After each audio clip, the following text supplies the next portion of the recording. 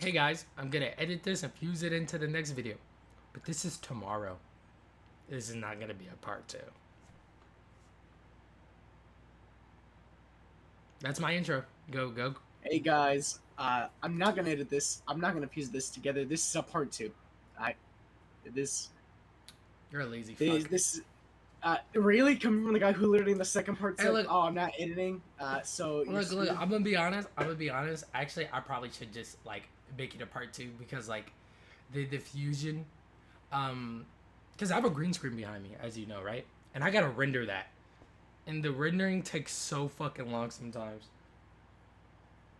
So instead of making it like 4 hours together, damn near, right? It's gonna damn near hit 4 hours, 3 hours. I can separate it to a part 2. So yeah, you maybe you're right. Maybe you're right. Uh-huh. Wow, I'm actually watching OBS have a stroke on my avatar. Really? Is it that bad? uh, Are you ready? was, Are you ready? Should we do a yeah. recap? Nah. Or should we do a Last very odd time, recap episode? on The Legend of Korra is garbage, and here's why. Pineapple said 5 slurs. Yep, that's what the counter up there is for. 5. It was an accident, guys. Uh, It was actually an accident. I said a no for YouTube, which we both will not edit. So good luck watching the episode and seeing what that was said. That shit was so funny because as soon as you mentioned it, I was like, don't do it. It's not worth it. Like coming from you, like the like. Oh yeah. I'm not gonna be regarded highest on the YouTube sphere, especially because I made a video earlier talking about how I think Tom Dark kind of acts edgy, but I love his content though. I kind of love his content. I do, but you know. Tom Dark fans attack him. Please don't. I just think that nigga thought he was edgy in high school. It's just because he says the N word. I'm gonna be real. I just don't like that he says the N word. Like, Is Tom Dark the guy who tells people to get out of society's binds, or is that someone else? nah, I think that's someone else. Tom Dark makes those really intricate and really good, really well edited videos, like the commentary videos. Turkey Tom. Nah, not ringing a bell. Really? God damn, nigga. You need to be in the drama sphere a little bit more. That nigga's the shit, low key. I sometimes watch his shit. I'm gonna be a no drama YouTuber, except when you eventually come out and there's some allegations about you touching someone. See, guys, he already knows what's up. I swear those allegations worry, guys. would never come out. It will be soft grooming allegations, like soft grooming. 18 to 29. We're just talking about this in the fucking. Hey, we're talking about the Jello apocalypse drama because I just now heard about it. Apparently, it happened a month ago, where he purposely fucked up the localization, and I was like I can't defend him on this on a artist to artist level.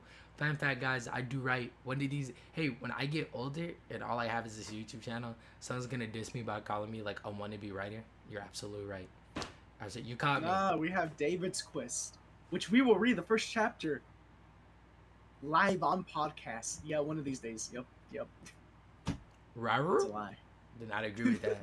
Maybe we'll read Davis Quest, but we read Davis Quest if y'all subscribe to our OnlyFans.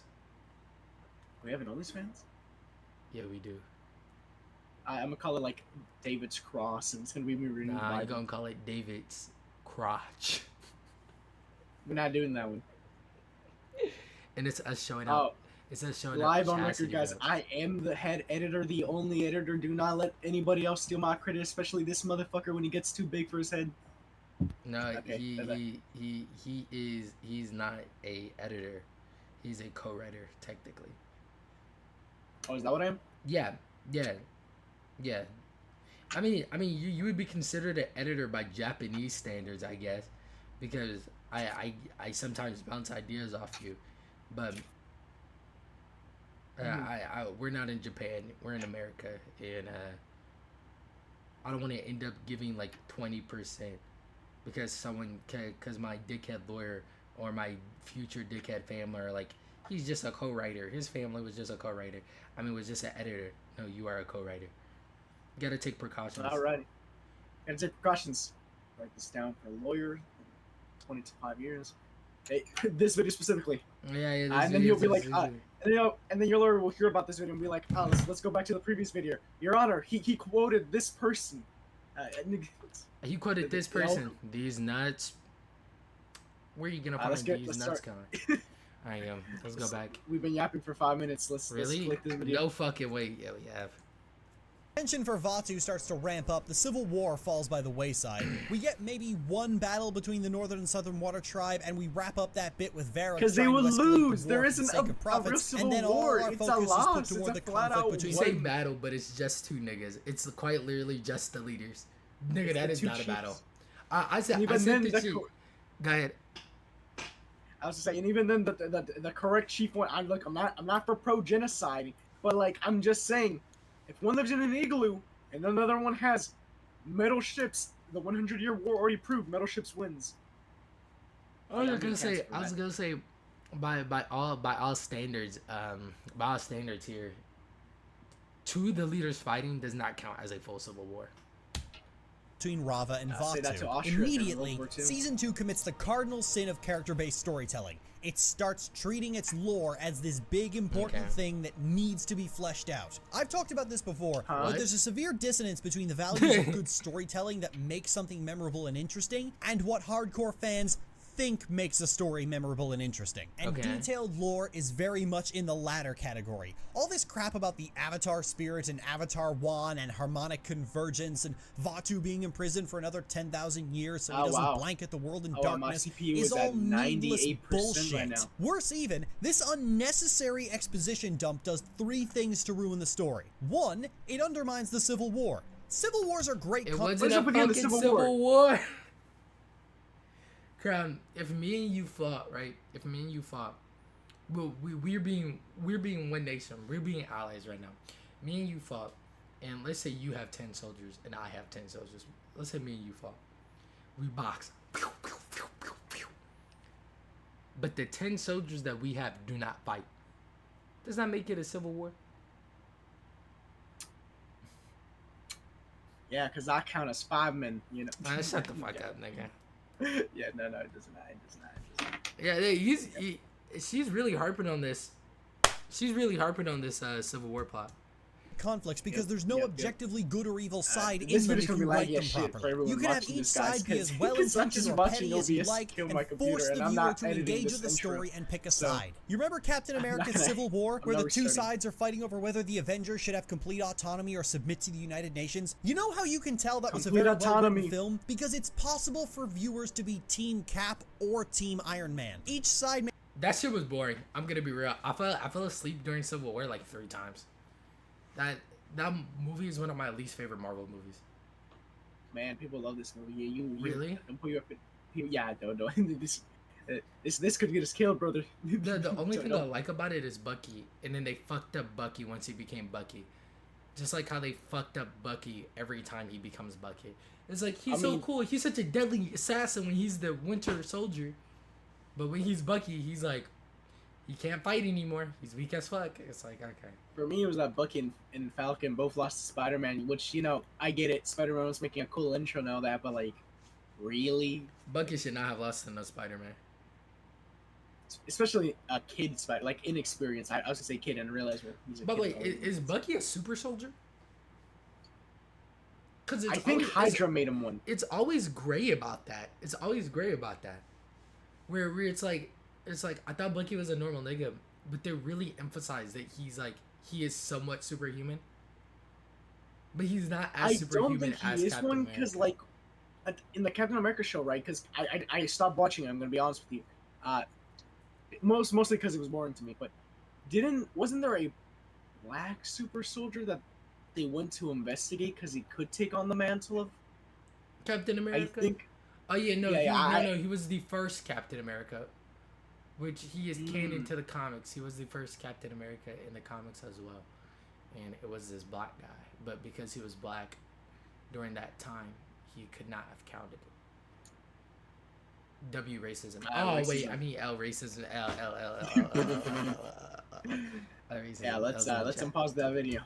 It makes enough good points and had enough valuable ground that it was possible to break the base. And breaking the base is what Civil War stories are supposed to do. If you don't have fans arguing about which side was truly in the right, you fucked up. Season 2 of Korra starts doing this with Unalaq talking about how he wants to bring back the Water Tribe's spirituality that was lost in the last few centuries. We see inklings of that throughout the world. The legend of Korra takes place in a much less spiritual time, with even the very spiritual Tenzin struggling to enter the spirit world. We can see how brash and bold. Okay, but we know why. We know why he can't enter the spirit realm, right? Did he learn that from comic or shows? No, show. We literally found out it's because he only sees himself as Aang's successor, not as a person, because he has the whole his whole culture relying on him. See that shit? You don't pay attention. Tonraq is. The only way Unalaq was even able to trick him into being banished was because he knew his brother had zero respect for the spirits and would trash that forest. That was still his own fault. He should have known better. He could have had the kind of nuanced and or maybe they should be assholes to the right people. Spirits are fucking dicks, bro.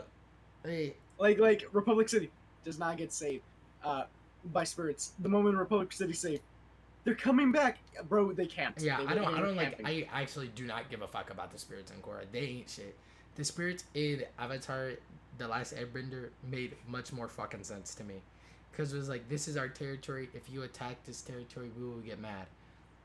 The nigga got mad. God. Bro, you know Korra's getting the feat that she stopped a nuke with her bare hands because of the laser cannon scene. I want to point out, the laser was not a nuke. I don't know who the hell thinks that is a nuke. The laser would have just made a bunch of holes around wasn't the it area. Infinite energy, though? So that's kind of worse. No, because it would have just kept shooting until it broke the trees around itself. Okay. And then it would have had nothing to power. But, then again, it only became a bomb, if we do even count the explosion as a nuke. Because she started energy bending it, or spirit bending it, whatever term we used. Yeah, because it's spirit energy, so she...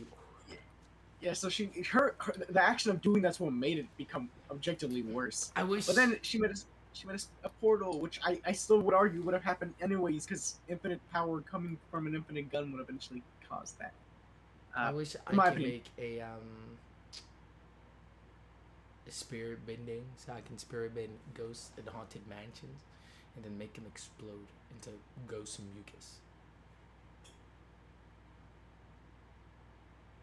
I'm pausing this video.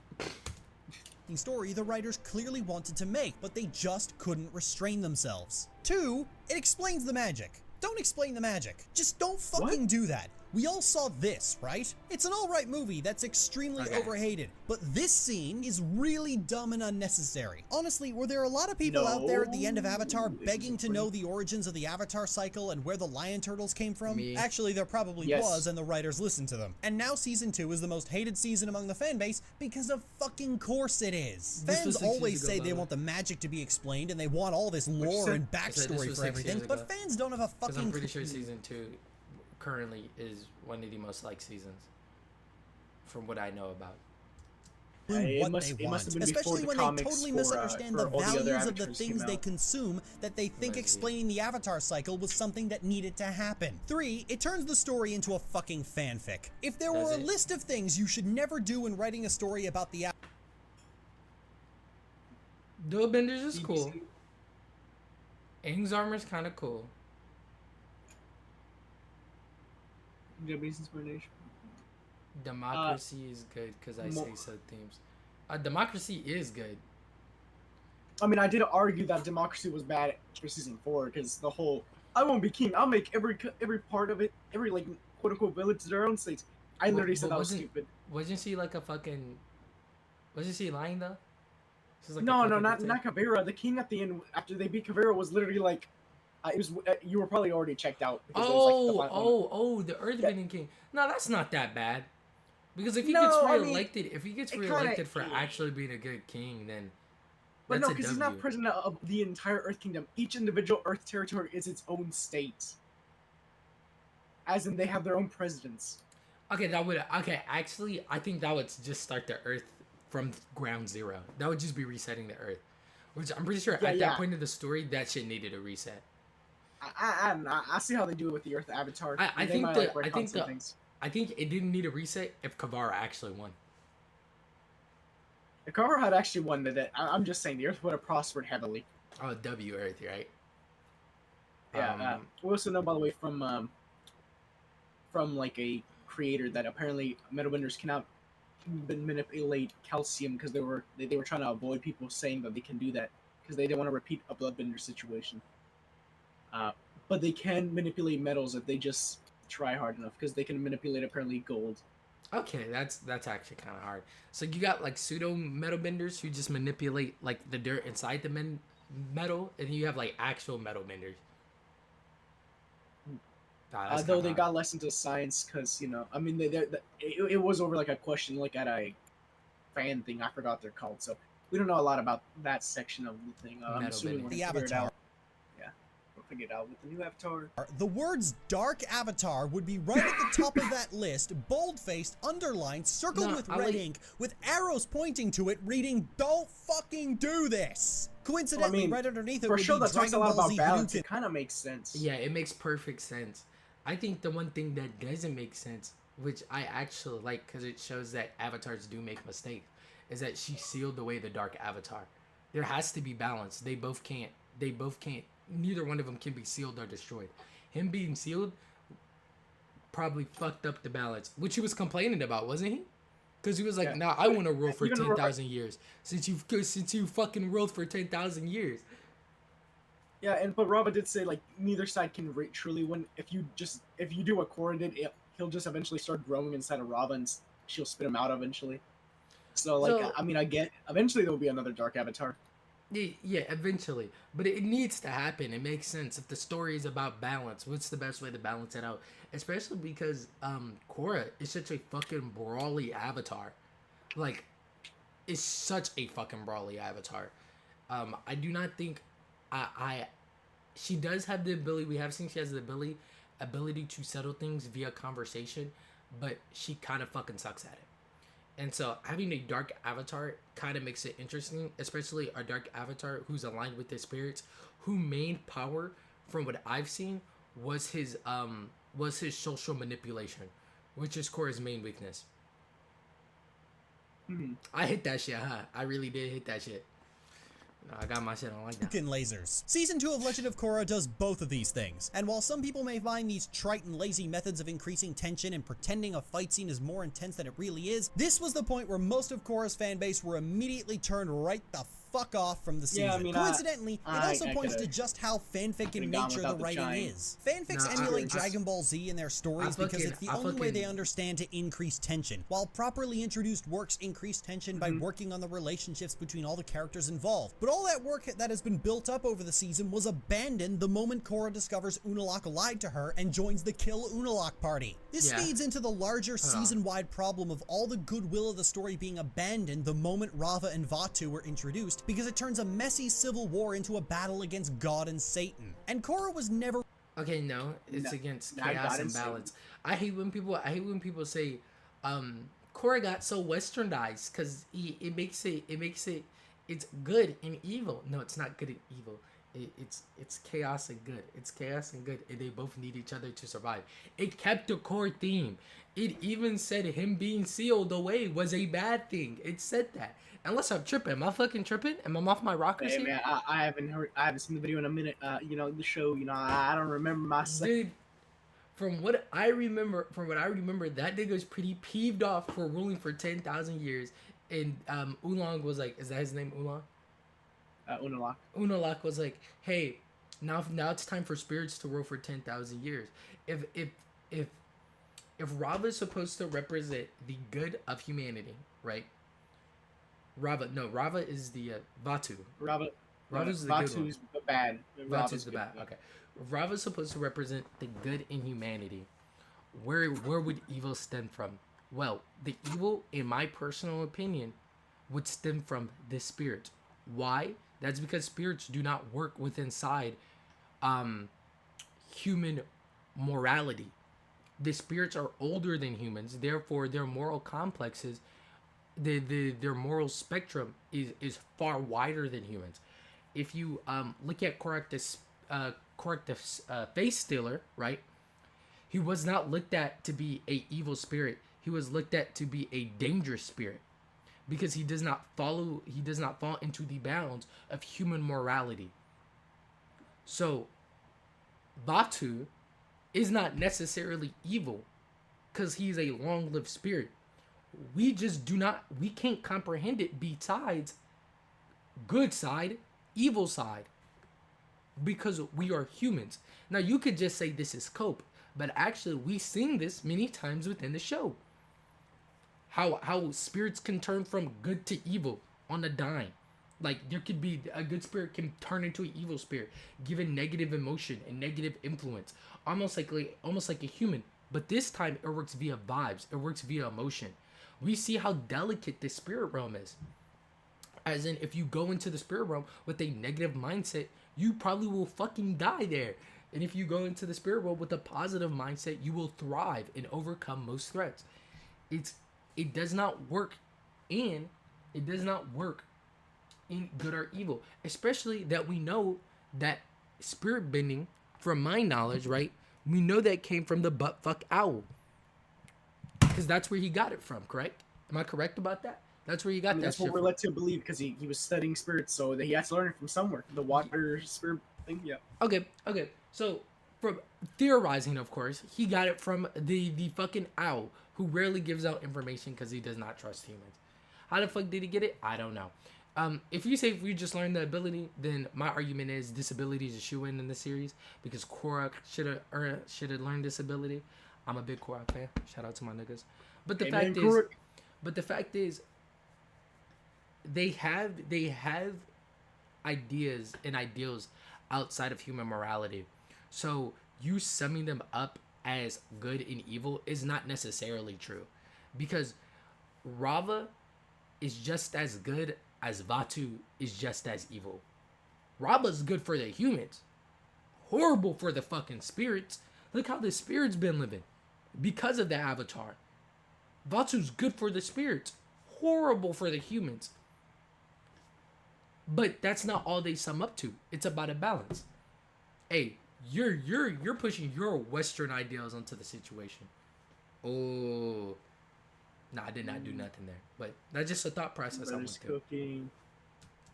Never written with that idea in mind. It was written from a Knights of the Old Republic 2 perspective, where things are messy and you learn that the reason the Sith continue to exist despite being constantly wiped out is because people are always becoming disillusioned with the Republic and the Jedi. But where Korra differs from KOTOR 2 is that it keeps contriving reasons for its antagonists to still have to die, because killing a villain is the only way we know how to make things feel climactic. So we leave season 2 with Unalaq trying to destroy the world after releasing Vaatu, but Korra concluding that maybe he was right and opening the spirit portals anyway, concluding that Avatar 1 made a mistake closing them despite having a very good reason for closing them in the first place. The reason I compare this to there's no way you could be upset about this, because it really shows that each Avatar has their own outlook. You can't. I actually, this is one criticism I don't like about Korra. She reopened back the spirit gates. That was such a dumb decision. Other Avatars made equally dumb decisions in their lives. You're only criticizing Korra as a show because of it, because you actually was here to witness it. A quote unquote bad decision being made. Korra never made a bad decision ever in his life. Nope. He got married. Got his wife fucking obliterated. Yeah, my color face story. I would have Batman myself. Fanfiction is because this tangled mess of contradictory ideas, themes, and execution. Hey, but just like how she messed up the meeting from fanfiction, quote unquote, people also give her that she resurrected a whole nation by I'm sorry, but I disagree. No, it's the whole. It's a feat. The reason I brought up the whole she nuked the thing, she stopped the nuke, is because I seen a feed video. I look, he got agitated because they said Korra has less feats than Korra. I'm sorry, Korra punches so hard that the fucking realm started shaking violently. Korra doesn't do that. Okay, I will say though, I do not think that is a feat for Korra. I'm sorry. Consistently being able to punch realm. Okay, bro. No, because you have to remember the spirit realm is super reactive. Like there's only been 2 avatars that have been able to do that. It is super reactive. and the other one was Yang Chen, and that's because her yell was able to shake the spirit oasis. And those are the only two avatars. If it's reactive, all the other avatars should have had similar experiences. No, because you don't know what Korra was feeling at the moment, right? If the spirit realm works off of feelings, like maybe he had a really deep hatred during that time. For spirits. Was fighting Glowworm. Or it was like it can quote unquote be his determination. What I'm trying to say is it cannot just be his physical condition. It is optional that it's like either his determination, his morality, shit like that. Because we know how the spirit realm reacts off of emotions vibes. And shit like that. But if you said he shut the spirit realm from the other side, from the physical realm, I would be like, okay, that's some tough shit. Because then I'm gonna do more research on that. Then I'm gonna do more research on this feat specifically, like how I did research on the June thing. Mm-hmm. What do you call it? Though Korra is given credit and feats, quote unquote, for resurrecting the Airbenders, she did not do that shit on purpose. I don't know why we give her that feat. I thought giving a feat wasn't that it was purposeful. Wasn't that was because the spirit gate opened, right? And it was unbalanced. Yeah. The feat got given to her because she left the spirit gates open, which indirectly revived the nation, their nation. But like she gets given credit for that. Which again, I'm just saying. Not how that works. I'm pretty sure feats aren't given like that. By the way, niggas hating the big giant shit. I thought that shit was super cool. I could take it earlier. I was about to say I thought that shit was super dope, especially because it shows it wasn't a one-off instance. I think that's my favorite thing about Avatar. It really adds to the world building that you can say only this can happen on this day and you get these powers. That shit is so dope to me. That shit is so cool to me. Yeah, harmonic convergence. It makes it so shit like the Fire Nation attacking makes a lot more sense. Because they had the fucking comet coming in a few days. It's like, damn. I will say they got superpowers. Kind of sucks that we found out that if Korra would have just done nothing for like 3 days, the whole plot would not have happened because Moonlock would not be able to free him if Korra didn't pull up. Like if she had just waited 3 days, which kind of sucks that I know that because it does take away a little bit from Korra. Because I'm like, damn, y'all just waited. Yeah, y'all could have just waited. Unironically could have waited him out and he wouldn't be able to do shit. But them now waiting is what got, it's what got Jinora captured because they were too impatient. Which, but there's no way they could have known that, so I can't really fault them. You can't cook them for precognition. I get it. Precisely because the people who write it are often novices, and these mistakes are to be expected and eventually be ironed out.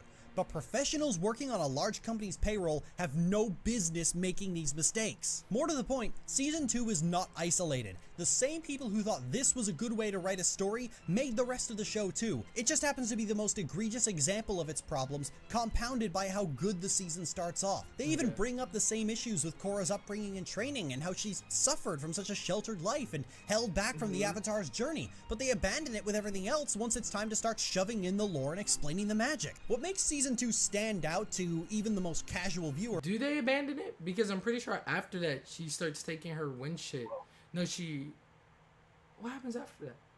That's Season 2, Season 3 is... Who's the villain for Season 2? Season 3 is the resurrection of the air nomads, which is the Zahir. Zahir, yeah.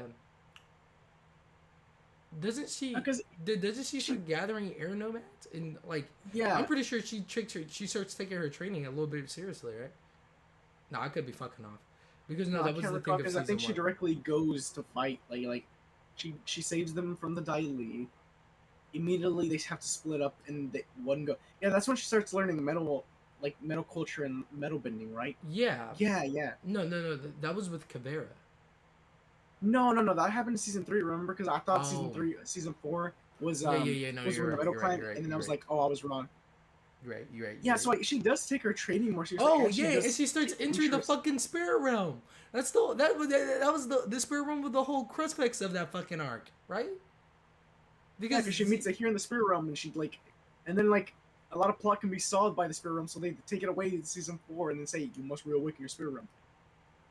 I mean, that's crazy. Viewer is that you get that glimpse of what Korra's storytelling could have been like. It's the only time you get to see how the series could have been great, and that makes the bad writing stand out so much more from everything else. Mako being single, I call that bad writing. Yeah, that shit. But Lynn being single. Asami ended up with Korra, although I like it. I don't know why hates gay people. No, I was saying I don't know why Asami would end up with the girl that actively cheated. I hate gay people too. I don't know why Asami would end up with Asami would end up with the girl who actively cheated on. Gay people are evil. Well, this show relies so heavily on its Korra is a literal might as well move on to the most infamous of the bunch. Forced herself onto Mako. When Mako had told her advances no, and she did not take no means no. Which then Asami still ended up with Korra, even though Korra was the one who ruined the relationship between Mako and Asami 2 times, by the way. Ruined it 2 times. So I'm just saying, although I like the ship, I don't understand why you as a person would date the person who broke you guys up 2 times. By the way, I do like lesbians. You guys are keeping the flannel business.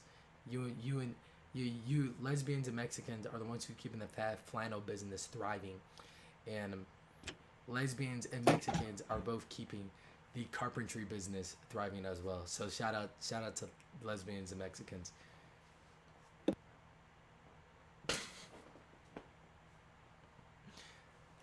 I love y'all for that. If I hate all lesbians, who's gonna fix my hardwood floor? Huh? Red Lotus. Zaire is introduced as one of the non-benders gifted with airbending as a result of Korra doing the hibijbijbiju with the spirit portals. Unlike the other new airbenders we see, Zaire demonstrates an innate mastery with airbending the moment he's able to apply it. We see snippets of Zaire freeing a number of other extremely powerful benders, but for the first quarter, I would say not mastery. He was already good at fighting, and then the airbending just went on top of that.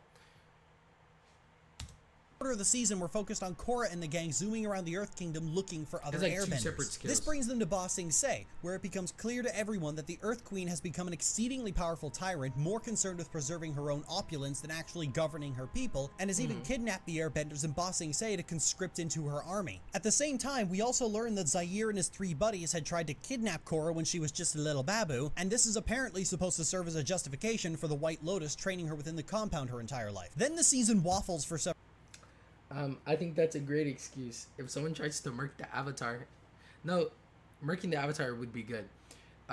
Kidnapping the Avatar is evil. If someone tries to kidnap the Avatar, I think that makes sense why you would want them to train with like high-profile people that can guard them. Even though the White Lotus is shown to be totally inept throughout the show, maybe they were good back then, and they're just weak now. You know, I couldn't tell you. But I mean, in the comics, they prevented a kidnapping before, so like, I mean, they did their job until they didn't, until the show deemed that they weren't necessary. Also, I'm gonna be muting a lot because right now I have a lot of people going in and out, but I'm here. Listen. Okay. All right. Well, I just think that's a cool little fun fact there, a cool little factor you gotta realize. Sorry, is that cup made out of metal? Oh, that is not good.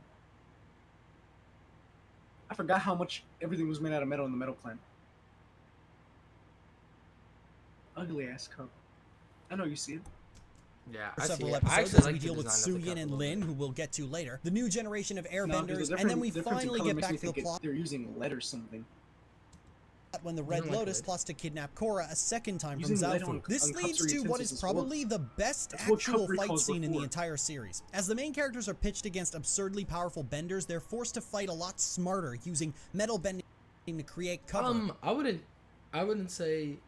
Would you say these benders are stronger? Would you say these benders are strong, or they have a unique type of bending and that makes them strong? I would say the only bender I would say is strong there is the water bender. Yeah, I was gonna say the waterbender because I don't know how she lost against Aang. I mean, she won against Aang's daughter, but Ankataro's daughter. But yeah, no, the lava guy. I'm gonna be honest. The lava guy was never gonna kill anyone. He really was just in it for the ride. He might have been down with killing Korra because obviously that's what their goal was. But there's a lot of times he could have just lavaed people to death, and he was just like, he just didn't. He just didn't. I feel like the lava guy's a unique situation because half of the plot wouldn't be there if the lava guy wasn't there. They would be so easily captured. That person was just down with murder. Yeah, no, that person was just blowing people up. Well, I feel like there's a harsh difference in Avatar, which is like unique bending and then mastery over that bending. You could say the lava dude was a lava bending master, but I won't call him that because there is no foundation to which to call him that. Like, who do we compare him with? That's what I'm trying to say. To consider him a master. There's Roku, a lava bender. Go ahead. But he's an avatar, so that doesn't count. Yeah. And then there's Sanju, I think, in the comics, the one top, which is lava. But that doesn't count because they were taught by quote unquote a prodigy teacher. See, it's not really fair because both instances, all lava benders kind of are unique in that way. The only person we have to compare is Bolin and. Because my thing was, Bolin I was gonna say, really my thing was, can I call Bolin a master? Just because no one can counter Bolin, because he does have lava bending, like no earthbender can counter Bolin. Because that was the whole thing here, right? He the only reason he wasn't getting countered was because everybody here was earth/middle benders. Yeah, like and like any metal they threw, he could just turn into lava and throw it back. I mean, any earth they threw. Yeah, they had a unique thing. This fight scene is unique. They're actually right about that. I can't lie. It is unique. It did show how smart everybody is. But I'm not gonna call these niggas like super strong. Like, I feel like Bolin got hoed out of his lava bending. I feel like he should have been using that stuff a lot more. Super strong within the confines of the show. I think that makes sense. Well, I will say this: lava bender was dumbed down because we only seen him do like lava floor and lava wall, but like when he first broke up, we seen him just do a bunch of like extra shit, like lava ninja stars and like lava spike. I don't know what the fuck was with that. I don't know why they took all the cool melee lava stuff. Well, because I think they probably realized if you melee someone with a lava ninja star, it's probably you're not gonna get back up. Yeah, you're right. Exploiting Bolin's honed accuracy to stun that one combustion bender, roping Zair's staff and later slicing his glider, using firebending to evaporate water tendrils and taking advantage of tiny openings to completely destroy their plans. It's one of the most brilliantly written fight scenes in the entire series. It's right up there with Toph fighting in the earthbending rings. Later, every guard is questioned regarding how the Red Lotus even infiltrated Zaofu using a truth seer to determine who's lying, and it's glaringly obvious that the truth seer himself is the one responsible, and the show lingers on it just long enough for you to wonder if the writers are really going to pretend that this is some kind of great secret. Thankfully, they don't. Anyway, they eventually track Zair down to the spirit world where he explains to Korra that he's part of a society who wants to rid the world of governments in the name of true freedom. That's right. Season 3's big bad and resident philosophy is anarchism. Out of all the terrible philosophical ideas ever concocted, they opted for the very fucking worst. The bottom of the fucking barrel. What's funny is that this is the only time the Legend of Korra ever actually demonstrates the failings of the philosophy it's trying to cover. While the goals that Amon and Unalaq pretend to have eventually become achieved, Zair flat out admits that Unalaq becoming a dark avatar, oh yeah, I forgot to mention, Unalaq was working for the Red Lotus way back when, was not part of their plan, and later in Season 4, Zair admits that he'd never expected Kuvira to achieve as much power as she had. This is because anarchism is a power vacuum. A period of anarchy will always result in new infrastructure. We talked about this last video, right? Where I said I'm pretty sure you would have killed. Okay, I'm not going to repeat that. Taking its place, whether it be city-state, authoritarianism, or communism, something will always fill that void. This is a reality that many real-world anarchists don't think about because most anarchists are idiot teenagers or libertarians whose entire thought process is, let's get rid of all the governments because governments are bad, and never think about the long-term effects of that decision. And this is going to be extremely important in just a moment. The Red Lotus traveled to Ba Sing Se, and after failing to negotiate the Avatar's capture with the Earth Queen, Zair attacks and... Maybe I forgot to mention something to you. I don't believe in queens. Really weird that the Earth Kingdom bloodline never got bending.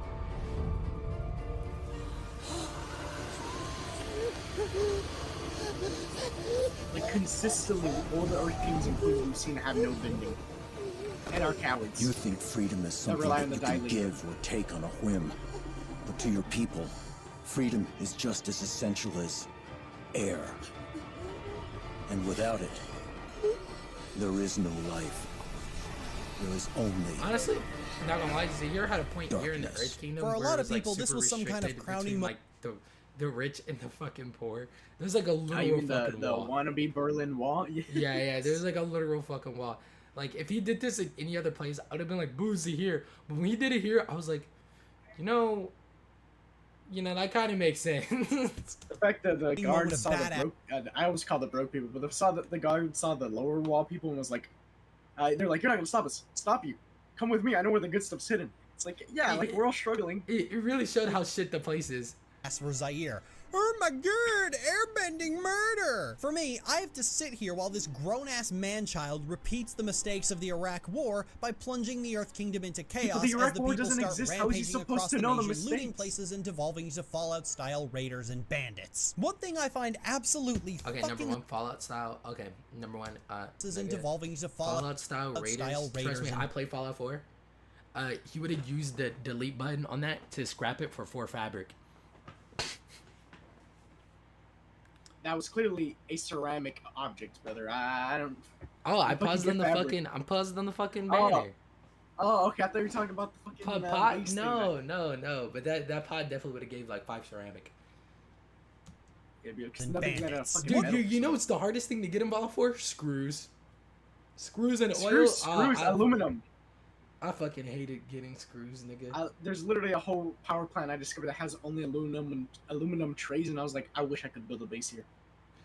just to keep producing aluminum. So I can just get aluminum, infinite aluminum. Yeah. My shit was screws and oil. Yours were screws and aluminum. Oil was easy for me. It was always aluminum. That was my factor for me. Because I like using power armors. The upgrades required. I like building turrets. Yeah, turrets were fun, but I used the laser ones and the high end ones. I use kinetic. I have a thing for kinetic bullets. I get you. Fucking hilarious is that Zaire declares that no longer will they be oppressed by tyrants, but in the very next season they start being oppressed by a brand new tyrant because of course they were. This is how anarchism always turns out. How was Zaire supposed to stop it? You didn't know. He didn't know. In the name of short-sighted idealism, Zaire threatens Korra that he's going to wipe out the new Air Nation. After failing to track him in the spirit world, Korra seeks wisdom from Fire Lord Zuko. Yeah. And if I'm being perfectly honest, this is one of my favorite scenes in the entire series. This scene, and another we'll get to in just a moment, are two of the most heartbreaking moments in the series, and just like the first half of Season 2, really show what Korra could have been if the writers gave even half of a shit. Zuko tells Korra about how rebuilding and protecting the Air Nation was Aang's dream, and that while he would have sacrificed anything to protect it, Korra needed to remember that the Avatar belonged to all nations. What's wonderful is that this mirrors a scene from The Last Airbender. When Aang is getting wisdom from his past lives on whether he should kill the Fire Lord, he's becoming more frustrated that nobody's telling him that his beliefs are just. So in a last-ditch effort at a confirmation bias, he contacts the last air nomad Avatar. Avatar Yang Chen chides Aang for his selfishness and tells him that the Avatar must do what is best for the world, regardless of his own personal beliefs. Zuko tells Korra that giving herself up may be effective in the short term, but that unlike Zaire, she needs to consider the long-term consequences of her actions. But what really seals it is the look Zuko gives Korra upon learning that she spoke with Iroh in the spirit world. You can tell that Zuko's only just learning that his uncle is in the spirit world and could possibly see him again. It's a reminder of just how good the character work in The Last Airbender was. Anyway, Zaire arrives at the air temple. Zuko got hella depressed because only Aang, Iroh, and his mom understood him, and they were all dead.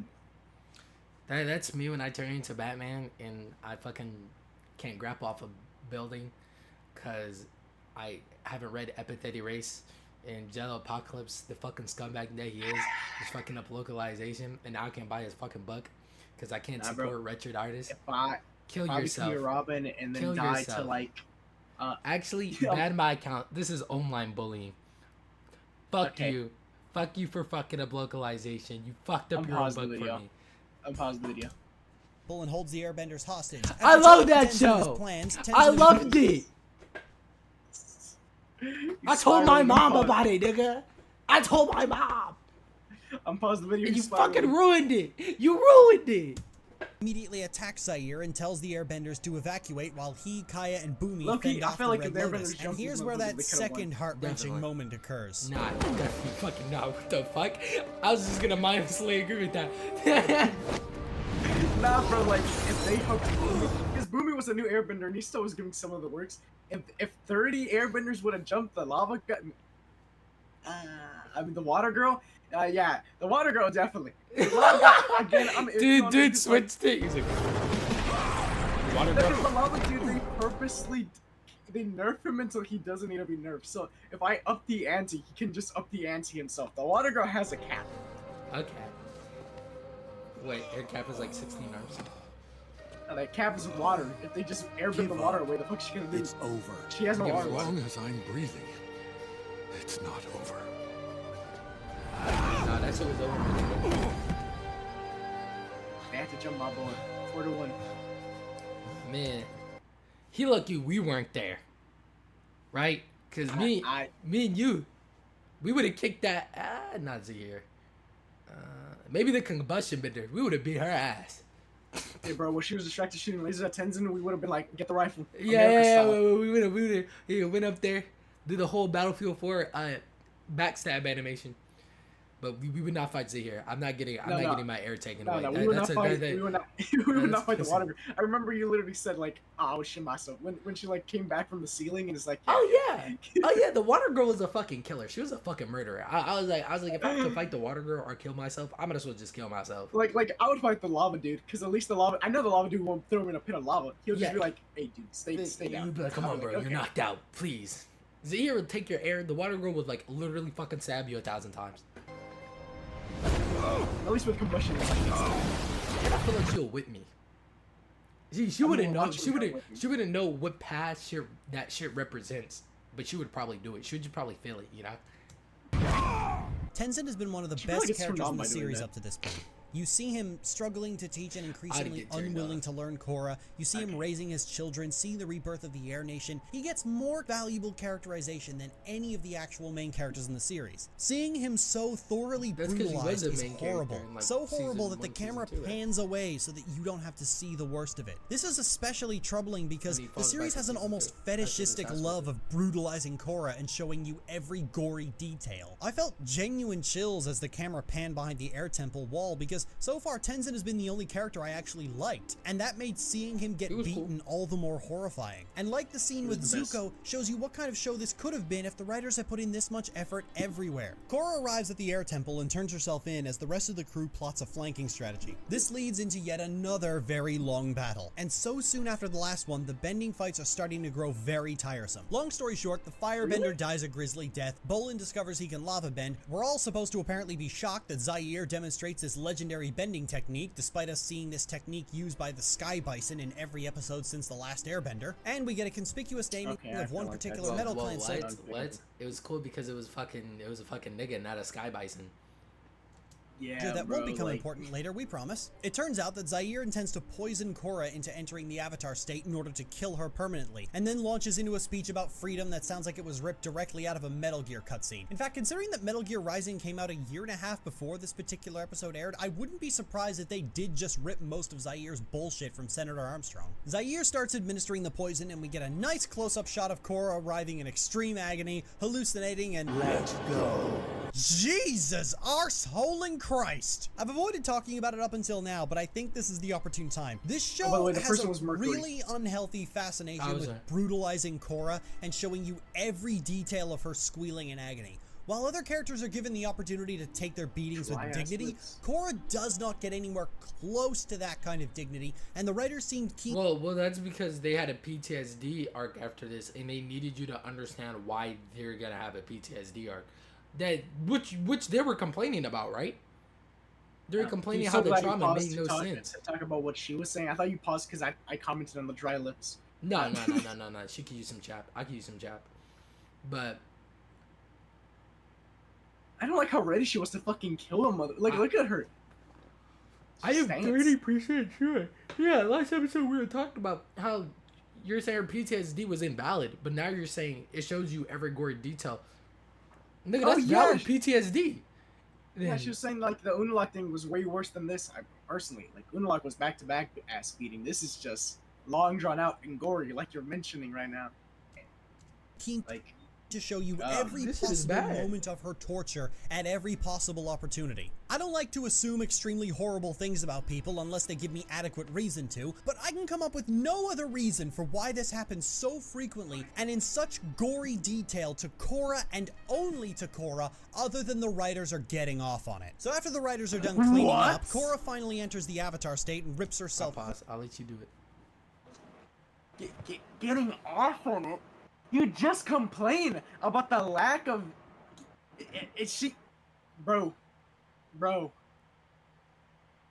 I know she has an editor. I know she has to have an editor who read the script for her. And if she does not have an editor, she must have read her own script before recording. She needs to know she's being... Like, what's the word? What's the word when you just redundant. There's the word. She needs to know she's being redundant as hell. Not being a redundant. Being a hypocrite. I'm mad hypocrite too. Free and starts chasing Zaire across the mountainside for about a minute before falling over again. Zaire starts to suffocate Korra, and then Jinora and then Zaire's finally defeated. After Suyin saves Korra, Zaire starts yelling desperately about how chaos is the natural order, and Bolin treats him the way you should treat all anarchists by shoving something in his idiot mouth so he finally shuts the fuck up. Fuck me, was this whole ordeal horrible. My guess is that the writers seriously couldn't think about how to raise the stakes any higher after pulling the Satan card, and the only reason they even chose anarchism as their philosophy of the day was because its inherent destructive nature made for a lot of massive set pieces. It makes sense considering that Zaire is such an overwhelmingly powerful airbender after only having airbending for a few weeks, and why the bending fights are so common and drag on for so long that the sounds of fire and air start to bleed together. Why the Air Nation suddenly experiences a boom of new airbenders. Why combustion bending makes a return to pepper episodes with literal Bay explosions. That's actually what it feels like. It feels like Michael Bay Explosions the series. The character moments are so barren and empty compared to every other season, which is saying a lot, and it doesn't have the saving grace that season 2 had of an actually interesting plot during the first half. There's a lot of pretend philosophy, more so than season 1 and 2, because the villain doesn't turn out to be a liar. Wait, didn't the fight scene to kidnap Korra happen in the first half? Which she was just saying was good. There's a lot of fight kidnap scenes because like Korra, they attempted to kidnap Korra a lot. Yeah. Okay.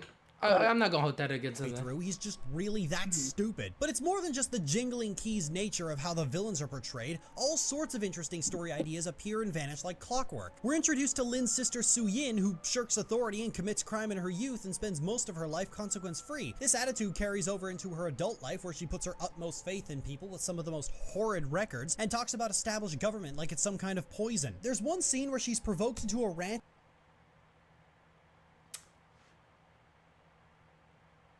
Do I disagree with this? Nah, I don't think I disagree with this. I disagree that she thinks she's like so lackadaisy. She's not like that anymore. I think that was this whole point that like people do change. But go ahead. Rant about how outdated the concept of a queen is after hearing about Hu Ting's bullshit, and I suppose it's lucky the Fire Lord wasn't around to hear that. But after this brief stint of anti-royal sentiment, she's right there in the next season itching for Prince Wu to retake the throne of the Earth Kingdom. We're introduced to Mako and Bolin's family. The Fire Lord is a feudalism, while the Earth Kingdom is a monarchism,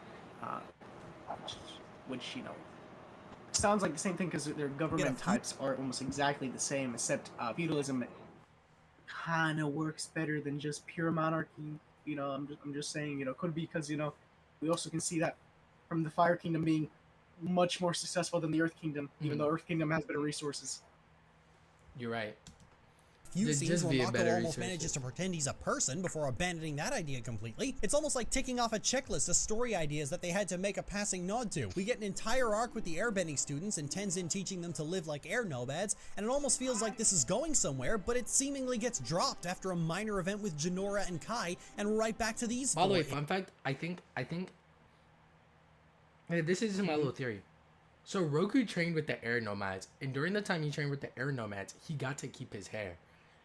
I think that's why you actually have the option now to keep your hair for the air nomads. That's my theory. Dude, that's your fun theory. Yeah, that's my little friend that Roku talks about it. I don't know if you remember. He's also the his friend Monk is also the friend of Aang. That's his master, quote unquote. Oh, really? Yeah. That Roku's airbending friend is Aang's airbending master.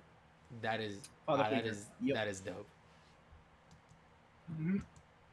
Idiots. The season even ends like this. Korra's been beaten and poisoned so badly that she's in a wheelchair, and if you think we might finally get to see Korra experience real tangible change to herself for the first time, the next season opens 3 years later and Korra's already mobile again. The closest thing that Korra has to deal with is lingering post-traumatic stress disorder and poison in her body, but she manages to remove don't forget the disbelief in herself. Like she doesn't believe in herself anymore, like as the Avatar. That's important. Poison after some training with Toph, but there's still her PTSD, right? Well, no. Korra does deal with the symptoms of post-traumatic stress disorder for 2/3 of the 4th season, but it, like everything else, gets magicked out of her in the meditation scene. Oh, are we really gonna talk about how her PTSD, which was around Zahir beating her ass, got cured by talking to Zahir and Zahir walking her through meditation, telling her that he can't beat her ass anymore? Korra spends most of season 4 because that motherfucker said she's like you came to say you're not scared of me anymore, and then he flew. I flinched. I was like, no. No. Because when Zahir's like, you say your power is limited, I see your power is limitless. That nigga's so corny for that, by the way. That's some corny shit, by the way. Yeah, no, but like, I do remember you saying you flinched for the Zahir thing. Like, dude, hearing the changes her avatar duties because she's being constantly haunted by Zahir's attempt to kill her. This is actually a big deal. As much as Korra has endured far worse, actually being affected by something for the first time in her life is at least an improvement. But instead of working through that trauma and dealing with it, Korra manages to almost completely erase it by meditating into the spirit world and talking to Rava. I'm not entirely certain how this is supposed to help her, but this is the legend of Korra, so randomly shrugging off life-changing events is to be expected at this point. But the key problem here is that Korra can't enter the spirit world and needs someone to guide her there. So who does she get as a spirit guide? Tenzin? Kaya? Jinora? Nope. I'm just gonna say, you wanna tell me Rava, the beacon of peace, having a talk with him would not make you peaceful? Okay. You got me. That's right, Korra's being led into the spirit world by the very person who put her in this position in the first place and being told to trust him. Which is like trying to sue the Vietnam War veteran by showing him your firecracker collection. And Zahir peppers this with all sorts of crap about how Korra's just deflecting and blaming him for her own problems, and Jesus fucking Christ. I can just hear the writer standing behind the camera going, ooh, our direct metaphor for someone's abuser is helping Korra get over the metaphorical abuse. We're so edgy. And considering how the rest of the series reeks of someone being insecure at how much the... That nigga wasn't an abuser. His goal was... I actually awarded Zahir for this. That his goal was outside the Avatar. Like, the Avatar was just an ends to a means. It was another nigga. It was just another nigga that can enforce law to him. Not only that, their goal wasn't even originally to kill the Avatar. It was really going to be about, yo, we're going to kidnap the Avatar and teach her how to do, like, actual Avatar business, aka, like, what's the word? Oh, yeah, balance, you know, the thing that the show talks about they lack a lot of. Like, balance? Like, come on, bro. Yeah, I promise you, if Korra was getting kidnapped, their plan to kill the Avatar and end the cycle would not have happened. Yeah, that plan was a desperation plan, correct? I don't know myself, so I won't comment on it. But I doubt you would raise someone and teach them from birth how to be a good Avatar just to end the Avatar cycle by killing them when they reach 18 or something. Children's show at heart. I'm wondering how many of these awful decisions like this were made with that same mindset. This, for me, is the defining moment of The Legend of Korra. It's the most telling portion about the priorities in writing and the most straightforward expression of all of its problems. A compelling character idea is erased, and the implications of that erasure are less valuable than the idea of being erased. All done in the name of having the villain kind of have a point. Because that sounds smart to somebody who's incapable of thinking about this for longer than half a second. The Legend of Korra is the show where the creators try really hard to convince you that they're very grown up and smart, and it's the show where they succeed in convincing you that they're neither of those things. Okay. Well, that's a very short book. Oh, you agree with that or disagree with that? Because, I mean, Zahir walking her through it just makes sense since she was afraid of Zahir. I don't know how else to make it. It was him saying, hey, I'm not a threat anymore. I realized how strong you were. I got my ass beat. That's normal shonen shit, actually. I was against Zahir being a dick rider about the Avatar, but like, it makes sense to me that she would go to Zahir because her trauma is associated with Zahir. It's associated with all her villains, but Zahir's the only living one that can still cause her trouble. Yeah, if I killed all my ops and I still have one op alive, I'm afraid what he's gonna do to me. Especially because that op is like, walk into the room, he's just floating in complete silence. It's like, I've been expecting you. Like, how the fuck did you know I was coming? Yeah, how the fuck he's not able to cut things with air? It's like he probably can. Feet. Yeah, that nigga's in prison there by choice.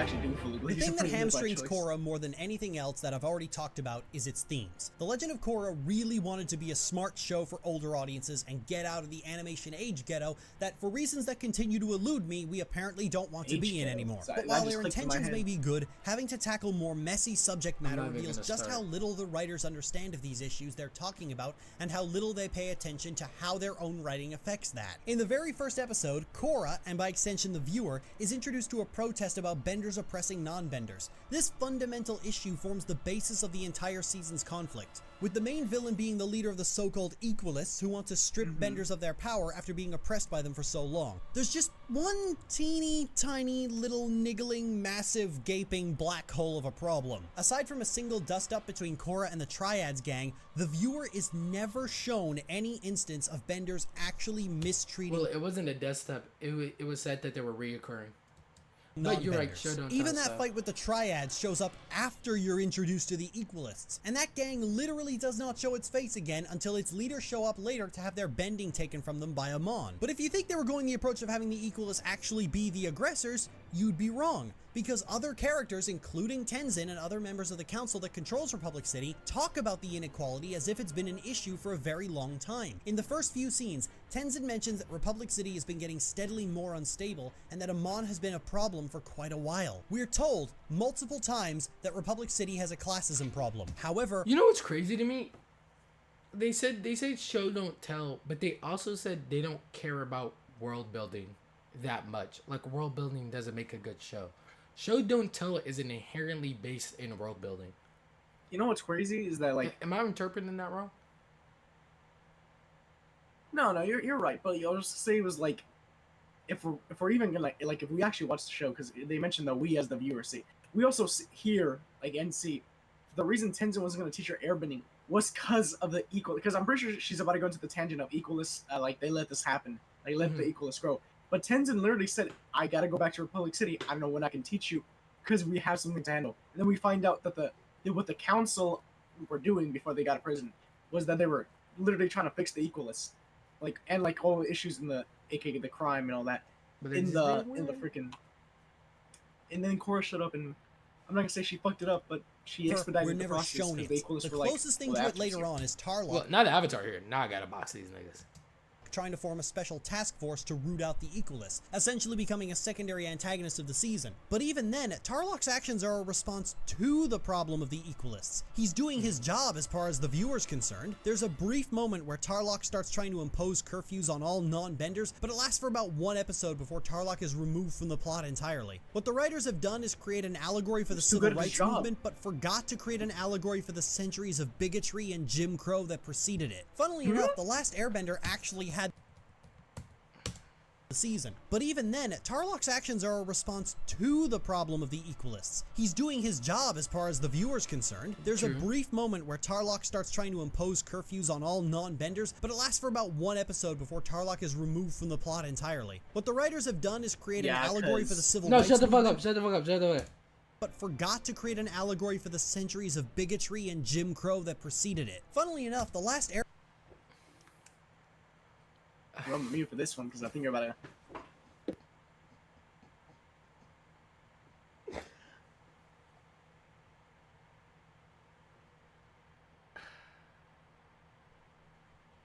Okay, look, man.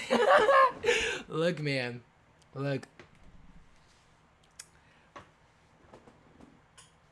I don't know what you want me to say here, other than, maybe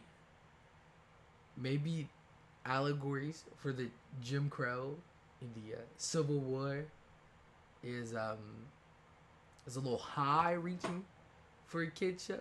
Even if Korra is meant to be more mature, you can't fit those themes into like a bottle. Because when you fit those themes into a bottle, you take all the nuances out. Unless they had more time and like more money, I'm assuming, and probably had like a black guy on scene. Shout out to Sweet Baby Inc. Niggas are mad at Sweet Baby Inc. I like Sweet Baby Inc. currently.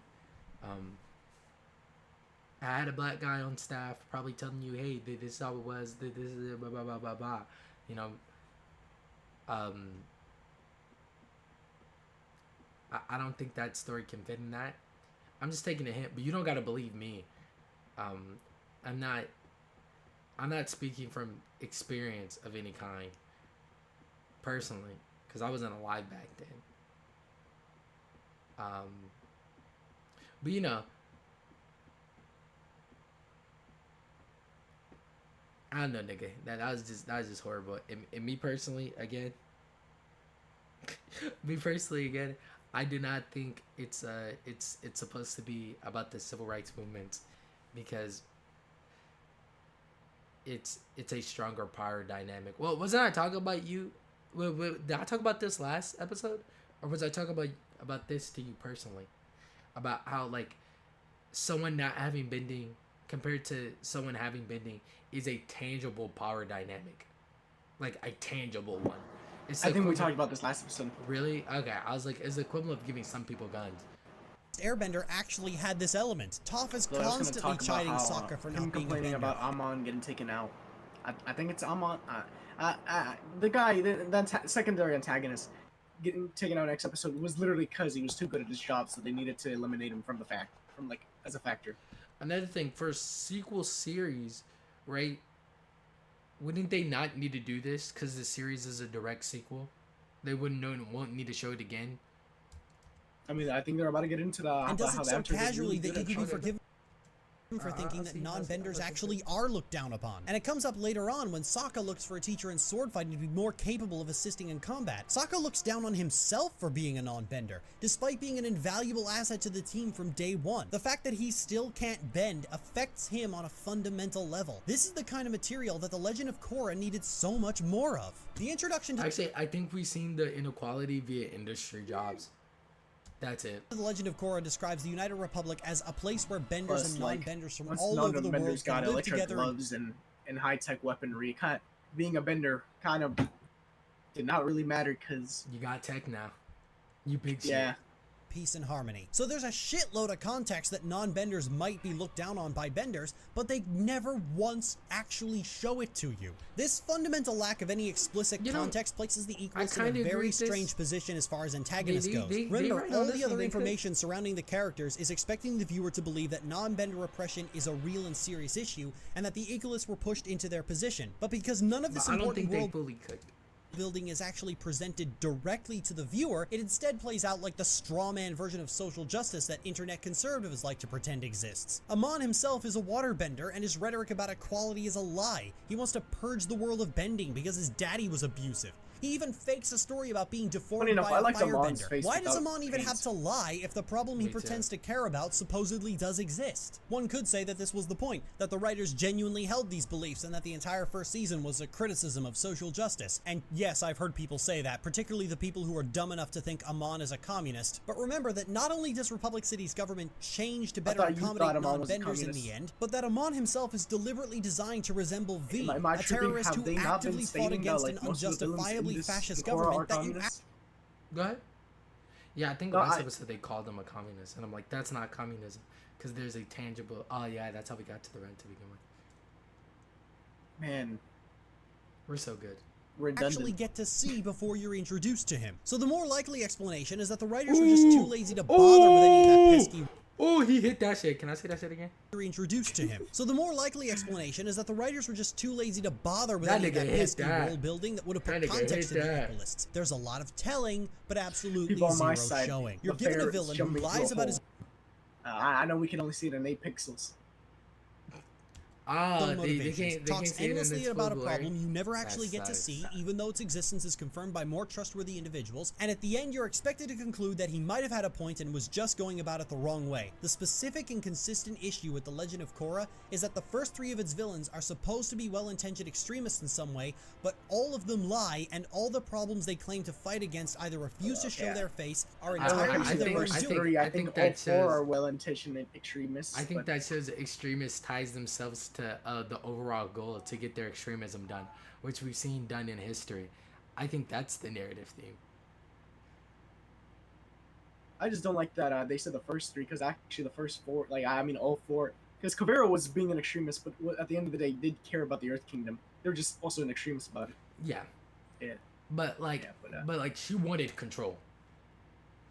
It was a control thing, which like I was saying, it's like extremists will tie themselves to like a universal goal to gain control and power for personal reasons. I think it showed throughout the series. That's what extremists do, and so when we make it to Kavera comes off as iffy off bat, subconsciously. Because